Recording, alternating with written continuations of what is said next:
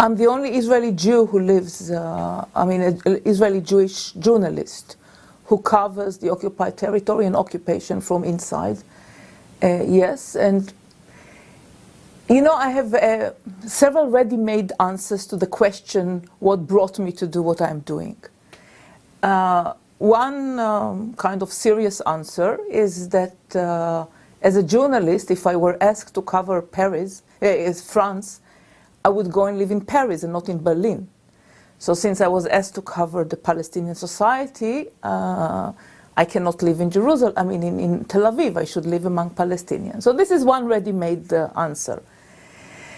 There is another one, is that I'm, first I lived in Gaza for 3 years. And there is, I always say that I'm an East European Jew. And East European Jews lived in what we called shtetls, these little towns, little townships where everybody knows everybody and where everybody gossips and everybody helps each other. And I said, I found in Gaza my shtetl. So this is another ready-made answer. But to be less evasive, I would say that I've had, before I became a journalist, I was an activist. I was left-wing, of course, activist. My parents were, so it was not for me, it was not a disruption of normal life. On the contrary, it was part of my life. And I always felt the urge to feel occupation from the inside. People ask me if I'm not afraid, or how come I don't get killed, or haven't gotten killed already. I said, well, 20 years is also kind of statistics. Because people say, oh, something can happen to you any moment. Yes, but for 20 years, nothing happened. But yes, sometimes I'm afraid, and sometimes there was danger.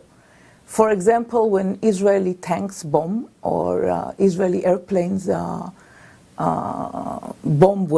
in an area where I was, that was very frightening. There were some, I wouldn't say narrow escapes, because I did not run into fire. But when a missile, an Israeli launched missile, fell just 10 meters away from the house where I was, it was kind of frightening. But it was not personal. I didn't take it personally. I was afraid just everybody else around me, or in a way, yes, I guess sometimes I become autistic. If people want to ask how, sometimes soldiers, very heavily armed, ask me how come I'm not afraid. And I say, yes, I'm afraid of the tanks. No, that's not what I mean, the soldiers say. I say, but that's what I mean.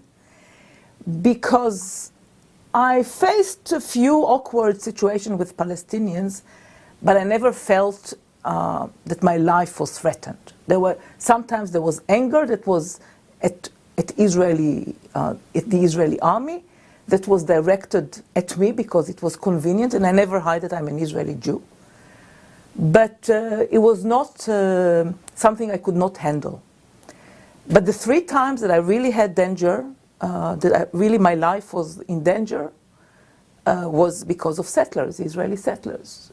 Twice, Israeli settlers shot at, not just at me, I was with a group of Palestinians, and they shot at us. They didn't know who I was, luckily, but still it was dangerous. And once I was almost lynched by settlers who heard me complaining to Israeli policemen that they did not intervene in stopping settlers from harassing Palestinians. So the 3 most dangerous situations were in the company of settlers, not Palestinians. So this is my answer about danger and fear and life under danger.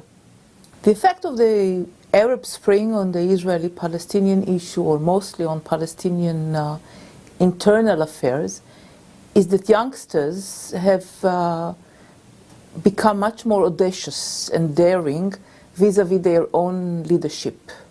One of the early demands immediately after the Arab Spring was towards both Hamas and PLO leaderships, asking them to end the schism, the split between the two, and to reunite as a leadership in order to better stand vis-à-vis Israeli occupation. Now there are youngsters who demand a halt to negotiations with Israel because the negotiations have led to nothing and they are only strengthening Israeli occupation. And there is, in the air, there is some optimism in spite of the setbacks that the Arab Spring knows, of course, but there is some optimism or the realization that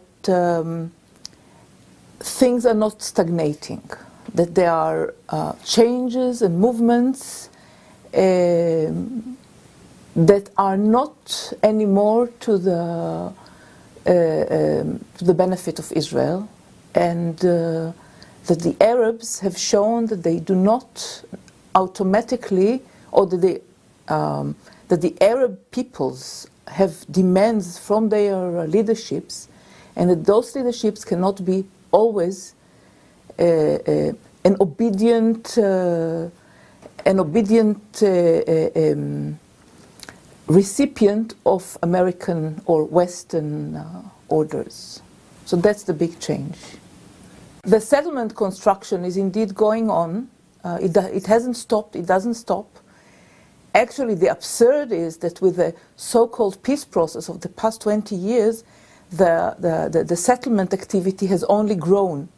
And the number of settlers has almost doubled, both in the West Bank and in the area that became Jerusalem, but these are also settlements.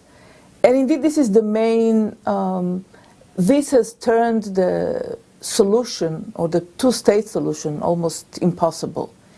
If not, if there is no international pressure on Israel, not only to stop, but to withdraw from all these settlements, to dismantle those settlements, there is no chance for a real two-state solution, that's for sure. The Israelis, there is very little opposition to the settlement activity because the majority of Israelis benefit from the occupation and benefit from the settlement activity. And this is the sad fact. I would advise, Americans who care. The question what Americans can do, of course, begins with the assumption that America somehow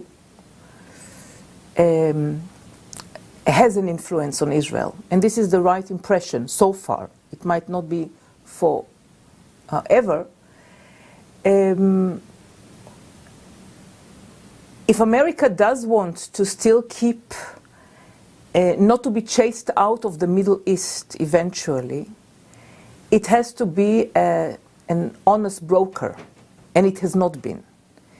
It has supported Israel and Israeli expansionism completely.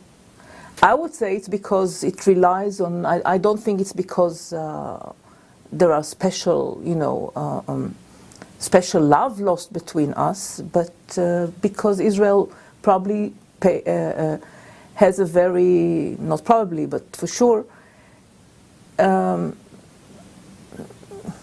has some, gives some very important services to the United States and to its role in the Middle East. But we see, and we come back now to the Arab Spring, these things are fluid and these things change all the time. Now, if Americans care for the Israeli Jewish community, they should know that this Israeli Jewish community cannot forever rely on its military supremacy. This is the only thing. So if they really do care, they should encourage Israel, or in a way force Israel, to depend on other things, to things other than military supremacy, and to reach out for the region, not as crusaders, not as a colonial entity, not as an outpost, a Western outpost, but to be neighbors, and to be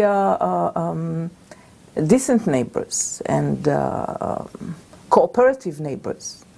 This is what Israel has completely neglected in doing, if not the opposite, for the past 63 years. And Palestinians could have been an amazing bridge to this world. to the Middle Eastern world. It's not just about America, it's about the safety of the entire world, because we have such a volatile situation in our region that it can inflame almost a total war, and it's awful to say that.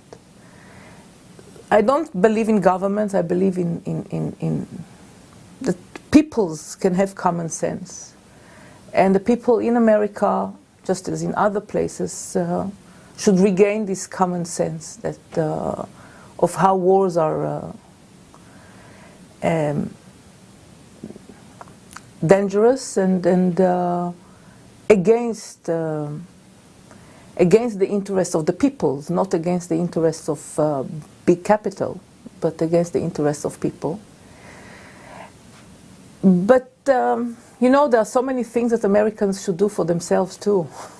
It is connected at the end, but maybe the Occupy Wall Street movement could turn into Unoccupy Palestine movement, I don't know, or it is connected, and